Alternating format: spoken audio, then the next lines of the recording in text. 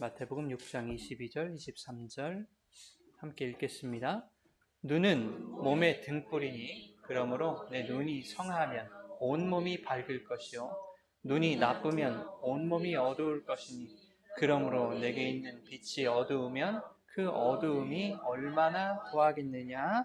아멘. 살아계신 하나님의 말씀입니다. 할렐루야. 하나님 아버지와 예수 그리스도로부터 오는 은혜와 평강이 이 시간 여러분 가운데 함께 하시기를 주님의 이름으로 축원합니다. 아멘. 오늘은 성한 눈과 나쁜 눈이라는 제목으로 말씀의 은혜를 나누려고 합니다. 지난 시간에 우리는 성도에게 있어서 진정한 보물이 무엇인가 살펴봤죠. 그 보물을 하늘에 쌓는다는 것이 무슨 의미인지 우리가 한번 살펴봤습니다. 우선 성경이 말씀하는 보물이라는 것은 세상의 그 재화로 환산할 수 있는 것이 아니었다. 생명의 근원이며 말씀과 진리와 천국이신 그리스도가 우리의 보물이었다. 이렇게 우리가 말씀을 나눴습니다. 그런가 하면 그리스도께서 우리 안에 천국으로 임하셨기 때문에 천국을 소유한 성도가 뭐다? 천국이 우리 안에 있으니까 성도가 뭐다? 하늘이다. 하늘이다. 그러므로 하늘의 보물을 쌓는다는 것은 그 하늘들인 성도의 마음속에서 세상의 가치를 다 비워내고 더욱 그리스도와 그분의 말씀으로 채워가는 것을 말하는 것이었다. 마음속에 세상의 말을 가지고 세상의 가치를 쌓아가는 것은 마치 좀이 자신의 배설물로 집을 만드는 것과 같은 것이고 그것이 결국은 소멸이었다. 좀이 있으면 다 없어지잖아요. 네. 그것이 사망이었다라는 것이었죠. 또한 우리가 먹는 것이 뭐냐에 따라서 그것이 나를 살리거나 죽인다 라고 하는 것을 동록이라는 것으로 우리가 또 설명하지 않았습니까? 동록이라는 단어는 먹는 음식, 먹는 행위 이런 것을 의미하는 단어였어요. 그래서 우리가 주님의 말씀을 양식으로 취하면, 즉 우리 마음에 생명의 양식으로 충만하면 동록이 우리를 해하지 못할 것이고, 그렇지 못하면 세상의 가치를 양식으로 취하면 그 동록이 우리를 해할 것이다 하는 것이 지난주 말씀의 내용이었습니다. 여러분, 보물은 뭐냐면 그 사람 마음을 가득 채운 그것이 그 사람에게 보물이겠죠. 그래서 내 보물이 있는 곳에 내 마음도 있다라고 주님이 그렇게 마음에 비유해서 말씀을 하셨습니다. 이렇게 마음에 대한 이야기를 하시다가 오늘 본문에서는 눈과 몸에 대한 얘기를 하시거든요. 이제 몸에 대한 얘기는 다음 주에 살펴보기로 하고, 자, 눈은 몸의 등불이다 그러세요. 그러므로 네 눈이 성하면 온 몸이 밝을 것이고 눈이 나쁘면 온 몸이 어두울 것이다. 이게 오늘 말씀이거든요. 그럼 눈은 뭐고 몸은 뭘까? 눈이 성하고 나쁘다는 것이 무슨 뜻이며 몸이 어둡고 밝다는 것은 무엇을 의미하는 것일까? 이번 주와 다음 주를 통해서 우리가 살펴보려고 합니다. 여러분, 유교에는요 5가지 복이 있거든요. 장수, 부, 건강, 또 덕, 죽음 이렇게 해서 그것을 오복이라고 해요. 다시 말해서 부자로 건강하게 오래 살면서 이웃에게 덕을 끼치다가 편안하게 잘 죽는 거. 그게 유교에서 말하는 복입니다. 그런데 일반적으로 사람들이 이 오복에 대해서 잘못 알고 있거든요. 유교의 오복, 거기서 건강 항목만 딱 떼어다가 건강 오복을 그냥 만들어버린 거죠. 그래서 건강한 몸을 증명하는 5가지 복이 뭐냐 했을 때 사람들이 말하거든요. 눈과 치아와 위장과 피부, 혈색 좋은 피부, 그리고 모발, 그게 5가지 복이래요. 그러니까 눈도 들어가잖아요. 건강한 몸을 가지는데 건강한 눈이 중요한 요소가 되더라. 저는 눈이 좋지 않거든요. 30대 후반부터 노안이 왔어요, 저는. 네. 그래서 안경을 쓰고 이렇게 핸드폰 확인이 안 됩니다. 이렇게 봐야 돼요. 아직도 젊은데. 책을 보거나 설교 준비를 할 때요. 얼마나 괴로운지 몰라요. 이렇게 썼다가 벗었다. 많이 번거롭습니다. 그래서 눈이 좋으면 진짜 삶의 질이 좋아지겠다라는 것은 사실인 것 같아요. 그런데 저는 눈이 나빠도 열심히 자료도 찾아보고 설교 준비도 이렇게 할 수 있거든요. 눈이 나빠도 여러분들을 먹일 건강한 영혼의 밥상을 열심히 준비합니다. 그게 또 즐겁기도 하고요. 그렇게 준비하면서 준비만 하냐? 아니, 저도 먹어요. 저도 잘 먹고 영이 건강해집니다. 눈이 나빠도 영이 건강해질 수 있거든요. 그러니 본문에서 말하는 눈과 몸이라는 것은 육적인 것을 말하는 것은 아니겠다. 쉽게 알 수 있겠죠. 2주 전에 우리가 금식에 대한 말씀 나눌 때 이런 말씀이 있었거든요. 금식할 때에 너희는 뭐하는 자들처럼 외식하는 자들처럼 하지 말라. 그들이 어떻게 했기에 슬픈 기색을 보였기에 그러니 외식하는 자들처럼 슬픈 기색을 보이지 말라. 그러시거든요. 이 슬픈 기색이라는 말을 우리가 누가복음 24장에서 엠마오로 가는 두 제자의 이야기를 통해서 살펴봤거든요. 그들의 눈이 뭐해서 가리어져서 예수님을 알아보지 못했다라는 것이 무엇으로 드러났냐면 슬픈 기색으로, 이 혈색으로 나타난 거예요. 그래서 이 슬픈 기색이라는 단어, 스키드로포스라고 하는데 이 단어가요, 음침한 눈이라는 거예요. 침침한 눈. 슬픈 기색이라는 말이. 그 음침하고 어두운 눈으로 예수를 보고도 그분이 어떤 분인지 깨닫지 못하는 것을 뭐라고 할까요? 오늘 본문에서 눈이 나쁘다라고 하는 거예요. 그러므로 본문이 말하는 눈은 육의 눈을 말하는 거 아니겠죠? 영의 눈을 말하는 것입니다. 요한계시록 5장 6절 한번 볼까요? 시작. 내가 또 보니 보좌와 내 생물과 장로들 사이에 한 어린 양이 서 있는데 일찍이 죽음을 당한 것 같더라. 그에게 7뿔과 7눈이 있으니 이 눈들은 온 땅에 보내심을 받은 하나님의 7영이더라. 예, 일찍이 죽음을 당한 그 자 예수님을 이제 말씀하고 있는데 그 눈이 바로 뭐래요? 영이다. 눈은 영이다. 예수 그리스도에게 7눈이 있으니 그 눈은 영이다 라고 이렇게 말한다고요? 그런가 하면 오늘 본문에서는 뭐라고요? 눈이 뭐라고 했습니까? 몸에 등불이다 그런다고요. 그죠? 요한계시록 4장 5절 우리 같이 한번 읽어보겠습니다. 보좌로부터 번개와 음성과 우레소리가 나고 보좌 앞에 켠 등불 7이 있으니 이는 하나님의 7영이라. 이번에는 등불이 영이라고 그러네요. 네. 5장 6절에서는 하나님의 영이 눈이라고 했다가 방금 읽은 말씀은 또 뭐라고 해요? 등불이 영이다 이렇게 말씀을 해요. 그러면 눈은 곧 등불이다라고 하는 오늘 본문 말씀이 성립을 하는 거잖아요. 그래서 여러분 성경이 말하는 이 눈이라는 것은 곧 영이고 또한 등불입니다. 그래서 잘 기억을 하세요. 그런데 성경은 등불이라는 것을 또 이렇게 말하기도 해요. 시편 말씀 우리 한번 보겠습니다. 시작. 말씀은 내 발의 등이요 내 길의 빛이니이다. 등불은 주님의 말씀이라고 그러죠. 그 말씀이 곧 무엇이다? 빛이다 이렇게 말씀한다고요. 빛이 없으면 우리가 볼 수가 없듯이 등불이요 빛이신 주님의 말씀 없이는 우리가 진리를 보고 깨달을 수 없는 거죠. 그래서 말씀은 보게 하는 눈과 같더라 하는 겁니다. 그런가 하면 요한복음에는 또 이렇게 말씀합니다. 6장 63절 시작. 살리는 것은 영이니 육은 무익하니라. 내가 너희에게 이른 말은 영이요 생명이다. 주님이 이르신 말, 그 말씀이 영이고 생명이래요. 등불이요 빛이신 그 말씀, 그것이 곧 영이며 생명이다. 이렇게 성경은 동일하게 말씀하고 있습니다. 눈, 영, 등불, 말씀, 빛, 생명 다 같은 것이다. 그 영, 그 눈이 없으면 너희들 생명을 얻을 수 없다라는 얘기거든요. 그래서 본문 22절 이제 함께 읽겠습니다. 시작. 몸에 등불이니 이 말씀에서 눈이 성하다 그러거든요. 하플루스라고 하는 말인데 이 말은 서로 연합했다, 엮였다라는 그런 접두어가 붙어 있거든요. 그리고 이 단어는 항해한다 라고 하는 말에서 왔어요. 플레오라고 하는 말에서 왔는데 여러분 돛담배나 요트 같은 걸 이렇게 보면은 배와 돛을 무엇으로 엮었어요? 연합시켰어요? 밧줄로 꽁꽁 묶었잖아요.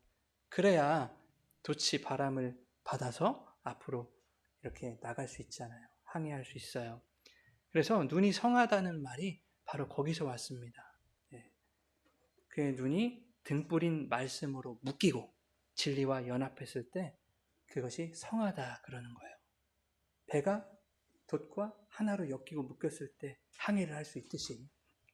그런데 눈이 다른 것과 엮이면 어떻게 될까? 우리 창세기 말씀을 한번 볼까요? 3장 6절부터 7절입니다. 시작. 여자가 그 나무를 본즉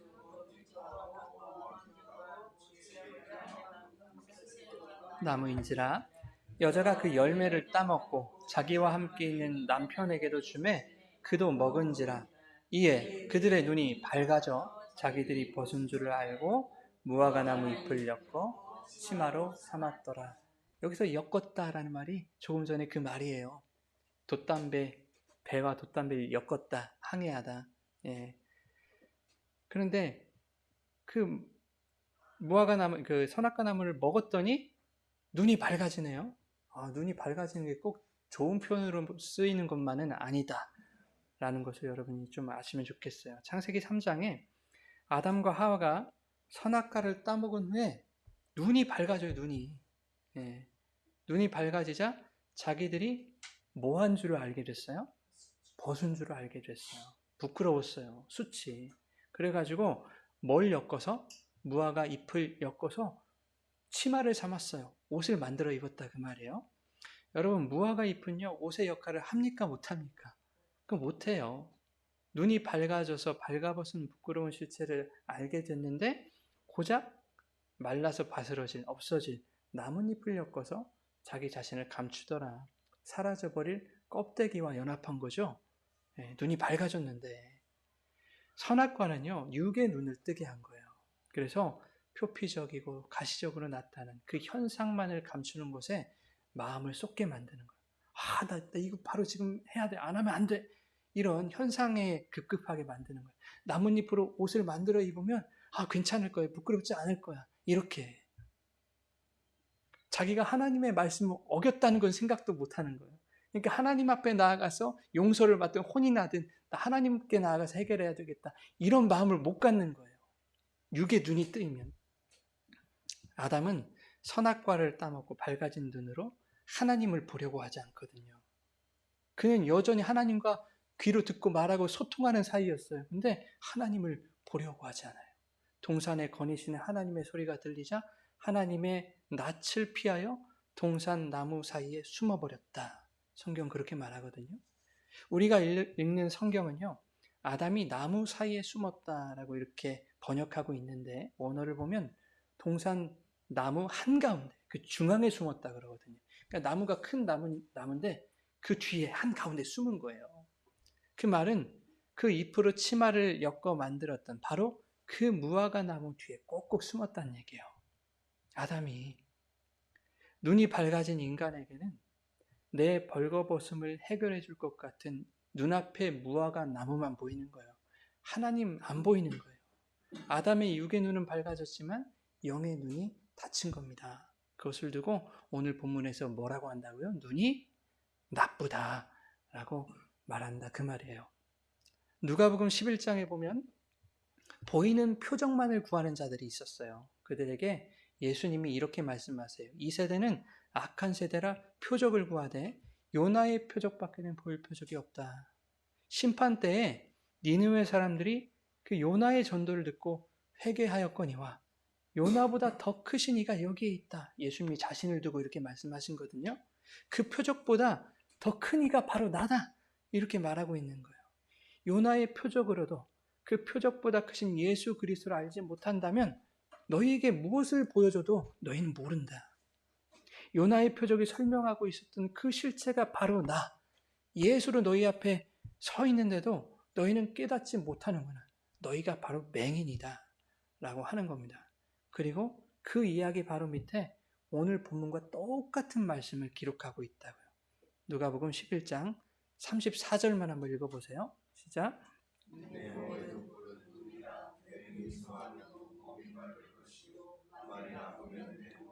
어두우리라. 이렇게 똑같은 말씀을 하세요. 그리고 다음 구절에 뭐라고 하시냐면 이렇게 말씀하세요. 시작. 그러므로 내 속에 있는 빛이 어둡지 아니한가 보라. 여러분 우리 속에 있는 빛이 어두울 수 있습니까? 빛이라는 것이 상대적으로 빛이 더 밝고 덜 밝고 그런 밝기를 말씀하는 게 아니에요. 여기서는 성경의 빛과 어둠이라는 것은 절대적인 거거든요. 그래서 빛은 빛이고 어둠은 어둠인 거예요. 빛은 어두울 수가 없는 거거든요. 그런데 너희 빛이 어두운지 보라, 확인해봐라. 이 말씀은 눈에 보이는 표적을 원하는 그것이 어둠이라는 거예요. 표적만을 바라는 너희 마음속에 담아둔 그것이 어둠이라는 거예요. 너희가 그런 어둠을 빛으로 여기고 있는 것은 아닌지 확인해봐라, 점검해봐라 라는 말씀입니다. 여러분, 표적은 그림자일 뿐입니다. 표적은 그것이 함의하는 내용을 그리고 그 실체를 알게 하기 위해서 존재하는 거거든요. 아무리 표적을 보여줘도 그것으로 실체를 깨닫지 못하면 그 표적은 어둠일 뿐이에요. 부자와 나사로 비유해서 그러지 않습니까? 지옥에 떨어진 부자가 아브라함에게 부탁을 해요. 제가 5명의 형제가 있습니다. 그러니 죽은 나사로를 그 형제들에게 좀 보내달라는 거예요. 왜? 죽었다가 살아난 나사로를 보면 그 표적을, 그 증거를 보면 형제들이 회개할 거라는 거예요. 그런데 아브라함이 이렇게 대답하죠.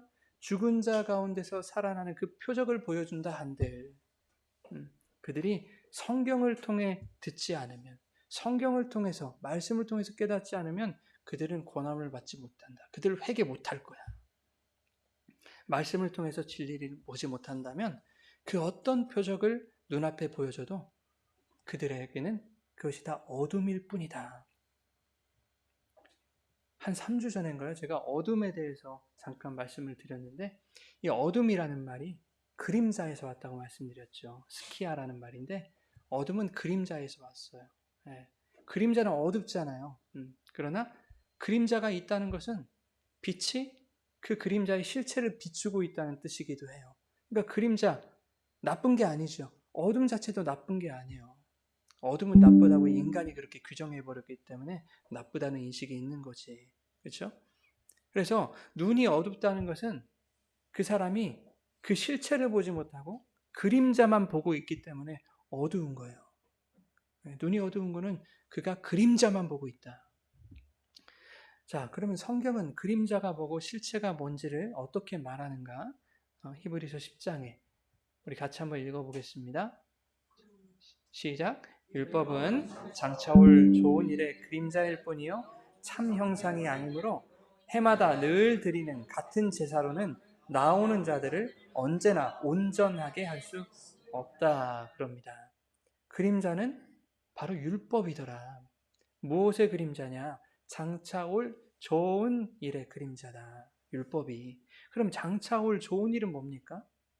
율법이라는 그림자가 설명하는 그 실체가 그리스도의 십자가로 완성하는 그 구원 아닙니까? 그게 장차 올 좋은 일이잖아요. 그것을 설명하는 그림자가 율법이더라. 성경 그렇게 말하고 있어요. 그래서 예수님이 마태복음 5장 17절에 뭐라고 하시냐면 내가 그 율법을 폐하러 왔다고 생각하지 말아라.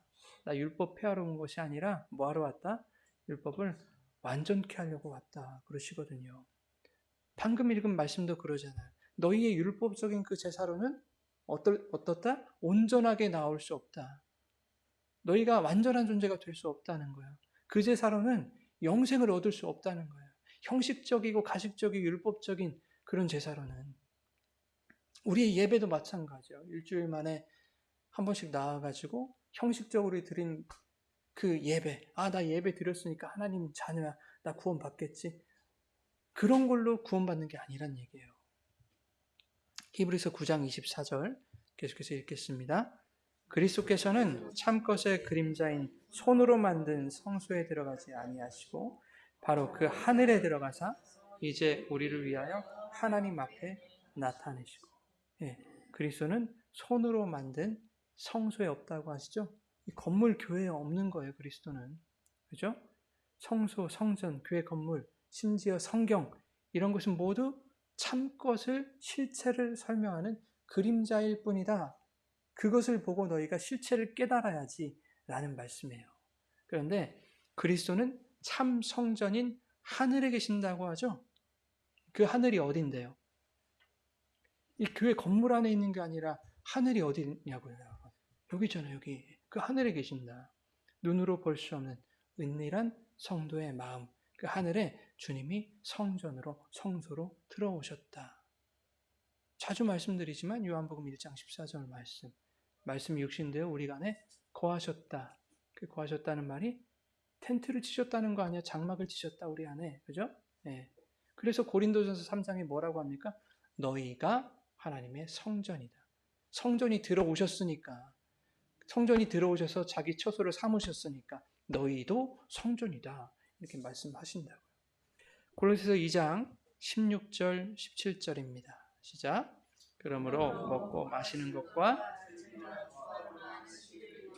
누구든지 너희를 비판하지 못하게 하라. 이것들은 장래일의 그림자이나 몸은 그리스도의 것이니라. 먹고 마시는 것, 절기, 초하루, 안식일 이런 것들은 다 그림자다. 실체가 아니다. 이걸로 뭘 설명하려는 것이다. 그런데 몸은 그리스도의 것이다. 여러분의 몸도 그리스도의 것 맞는데 여기서 말하는 몸은 그리스도라는 말은 실체는 그리스도에게 있다라는 뜻입니다. 즉 성경의 모든 표적과 그림자는 실체이신 그리스도를 알게 하기 위해 있는 것이다. 이런 말씀이에요. 여러 성경의 책들에서 동일한 말씀을 이렇게 하고 계신다고요. 그런데 표적을 봤다고 하면서도 실체를 깨닫지 못하는 자들이 오늘날 교회에도 있지만 예수님 당시는 얼마나 많았겠습니까? 대표적으로 바리새인들, 그들을 또 추종하는 율법인들과 유대인들, 그들을 성경은 뭐라고 하냐면 그들이 소경이다, 맹인이다 그런다고요. 성경은 역설적으로 설명하는 경우가 참 많아요. 특별히 맹인에 대해서는 완전히 반대되는 개념으로 성경이 설명을 하거든요. 자기가 보고 있다고 여기는 자들을 맹인이다 이렇게 부르는가 하면 자기가 보지 못하는 자라고 인정하는 그런 육체적인 맹인들에 대해서는 성경이 무슨 일을 하죠? 예수님이 그들의 눈을 띄워주신다고요. 예수님이 나는 못 봅니다. 나는 보기를 원합니다. 인정하고 그것을 구하는 자들에게 회복시키신다고요. 보는 자로. 근데 세상은 뭐라고 해요? 저들은 맹인이다 손가락질 하잖아요. 예수님의 시선에는 그들이 맹인이 아니라 그들을 맹인이라고 손가락질은 너희들이 맹인이다. 그게 성경의 입장이에요. 그래서 누가복음 4장 18절에 뭐라고 하시냐면 그리스도의 복음은 눈먼 자에게 다시 보게 함을 전파하게 하려십니다. 그래요. 그렇죠? 네. 그러니 여러분 우리가 맹인일 때 다시 보게 되는 은혜가 주어지는 거예요. 여러분 맹인이 아니면 하나님의 은혜를 못 봅니다. 여러분 나는 봅니다 하면 너희가 맹인이다 그러신다니까요. 우리가 아직 죄인 되었을 때 그리스도께서 우리를 위해 죽으시는 것이지 우리가 나는 의롭습니다 하면 예수님이 우리를 위해 죽으실 필요가 없는 거예요. 똑같은 겁니다. 그러니 내가 눈뜬 자라고 여기는 자에게는 복음도 은혜도 주님도 필요 없는 거예요. 그게 바리새인들이었다고. 그렇게 눈을 떴다고 생각하며 살다가 영원히 다시 보지 못하는 영원한 사망에 처하게 되는 거예요. 요한복음 9장 39절 우리 같이 읽겠습니다. 예수께서 이르시되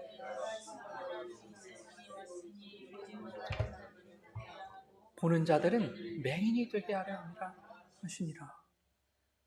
쓸데없이 우리 잘 보고 있는데 너 보지? 너 맹인 만들어야겠다. 얼마나 괘씸한 그런 못된 영감탱이가 아니라고요. 하나님이. 예수님이 오신 것은 보지 못하는 자들로 보게 하고 보는 자들을 맹인이 되게 하려 합니다. 이 말씀이 무엇과 같은가 하면 의사는 병든 자들에게라야 쓸데있다 라는 말과 같은 말이죠. 근데 병든 자가 나는 건강하니까 당신 따위는 필요 없다. 의사 따위는 필요 없다라고 하면 어떻게 되겠습니까? 결국에는 병이 악화돼서 죽기밖에 더 하겠어요. 바리새인들이 그러지 않았습니까? 그들은 자기가 의롭다고 믿는 사람들이었어요. 주님이 말씀하신다니까요. 너희는 스스로 의롭다고 믿는 자들이다. 누가복음 18장에 그 바리새인들이 예수님의 말씀을 듣고는 이렇게 반문을 하는 거예요. 자, 그러면 우리가 맹인이란 말입니까? 이 말은 무슨 뜻이에요? 바리새인들이 스스로를 맹인이 아니라고 여긴다는 의미 아니겠어요? 그러자 예수님이 이렇게 대답하세요. 요한복음 9장 41절 시작.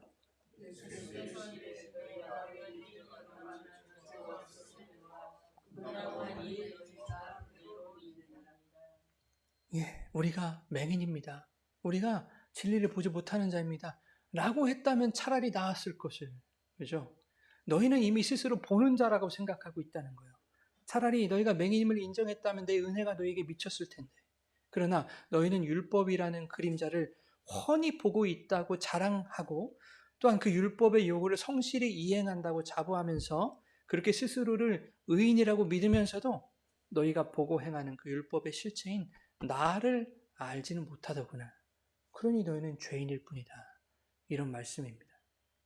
이 말씀이 어떤 이야기에 붙어 있냐면 예수님께서 날 때부터 보지 못하는 맹인을 고치신 그 이야기의 결론으로 붙어 있다고요.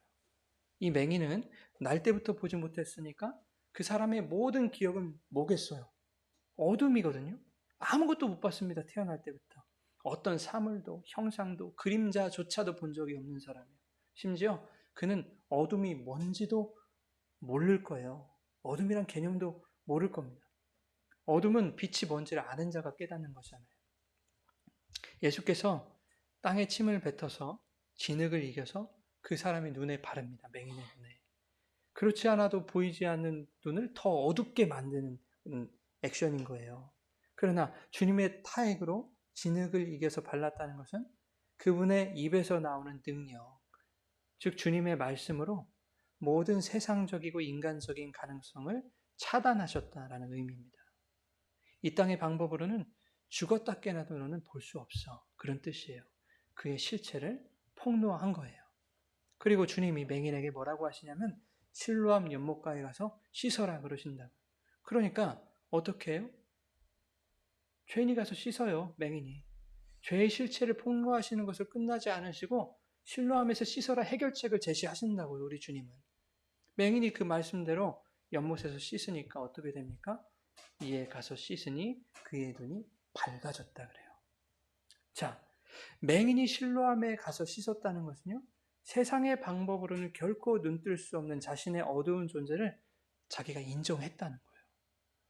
유일한 가능성은 주님의 말씀에 순종하는 것이겠구나. 라고 그 말씀에 순종했다는 거예요.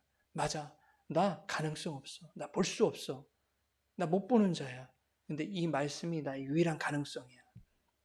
그런데 바리새인들의 마음은 오히려 불편해졌어요. 왜? 예수님이 그 맹인의 눈을 뜨게 하신 그 날이 무슨 날이었어요? 안식일이었어요. 안식일. 그래서 바리새인들이 눈을 뜬 그 맹인을 불러다가 신문을 합니다. 너 어떻게 된 거야? 그러자 눈을 뜬 자는 이게 어떻게 된 일인지 상세하게 자초지종을 다 얘기를 해줘요. 그럼에도 불구하고 바리새인들이 듣지를 않습니다. 물었던 것을 반복해서 질문해요. 어떻게 눈을 뜨게 되었는가? 예수라는 자가 내게 무엇을 하였고 내게 눈을 뜨게 하려고 무엇을 했는가? 똑같은 질문을 계속 반복하는 거예요.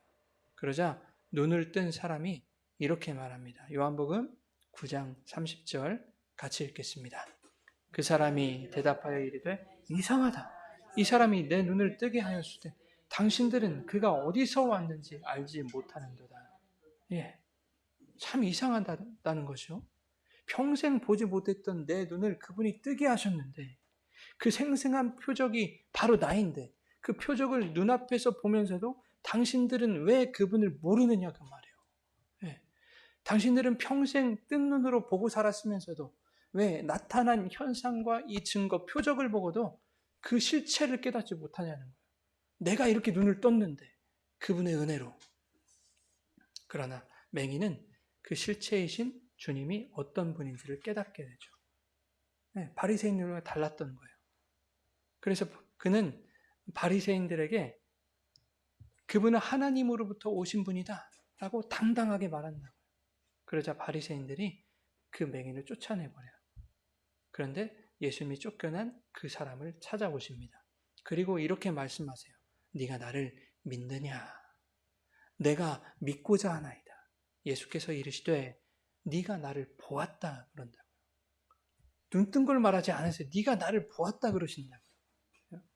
이르되 주여 내가 믿나이다. 표적을 구하지 않아요. 주님을 본 자는 내가 주님을 믿습니다.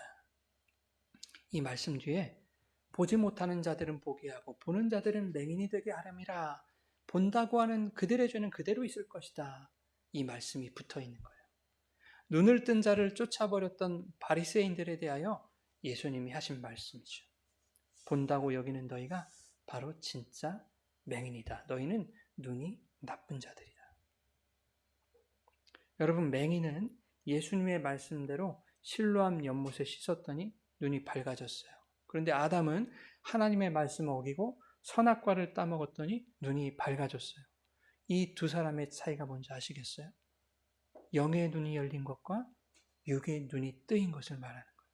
아담은 육의 눈이 열리자 하나님이 두려워서 그분의 얼굴을 피하는 삶을 살게 돼요. 눈이 나빠진 거예요. 맹인은 영의 눈이 열리자 주님을 믿고 따르는 삶으로 들어서게 된 것입니다. 성한 눈으로 살아가게 되는 거예요. 여러분 어떤 눈을 가지고 살아가십니까? 내가 예수를 믿는다. 성경을 안다. 내가 진리를 봤다. 나는 신앙의 눈으로 세상의 이치를 밝히 보는 그런 능력이 나에게 이제 주어졌다. 교회 열심히 다니고 예수 열심히 믿었더니 정말 그런 내가 되었습니까, 여러분? 아니, 조금이라도 그런 내가 되기를 기대하고 소망하면서 그것을 소망하면서 신앙생활을 하십니까? 그렇다면 그 사람들이 바리새인 같은 맹인이요 눈이 나쁜 자라는 거예요. 그들은 주님을 보는 자들이 아니라 신앙과 믿음을 핑계로 나에 대한 일말의 가능성을 찾으려고 하는 거예요. 나를 보는 사람들인 거예요. 여러분, 신앙의 연수와 믿음의 크기에 상관없이 오늘도 나는 하나님 없이는, 말씀 없이는 아무것도 볼 수 없는 맹인이요 나의 실체가 흑암임을 인정하는 자에게 예수님이 빛으로 찾아오시는 거예요. 내가 좀 예수를 잘 믿고 신앙생활 열심히 했더니 좀 괜찮게 성숙했네, 나이스하게 좀 변했네, 이렇게 육의 눈으로 자신의 가능성을 발견하는 자들에게 예수님이 필요 없습니다. 여러분. 살리는 것은 영이고 육은 여러분을 죽이는 무익함이다. 이것을 마음에 새기고 오늘도 죽을 우리들, 어둠인 나를 인정하며 우리를 빛으로 인도하시는 그 성령을 구하시기 바랍니다. 그들에게 주님이 빛으로 임하셔서 그들 안에서 그의 인생을 밝혀주실 것입니다. 그렇게 성한 눈으로 주의 말씀 속에서 빛을 발견하여 온몸이 밝은 삶을 살아가시기를 예수님의 이름으로 축원합니다. 아멘. 우리 같이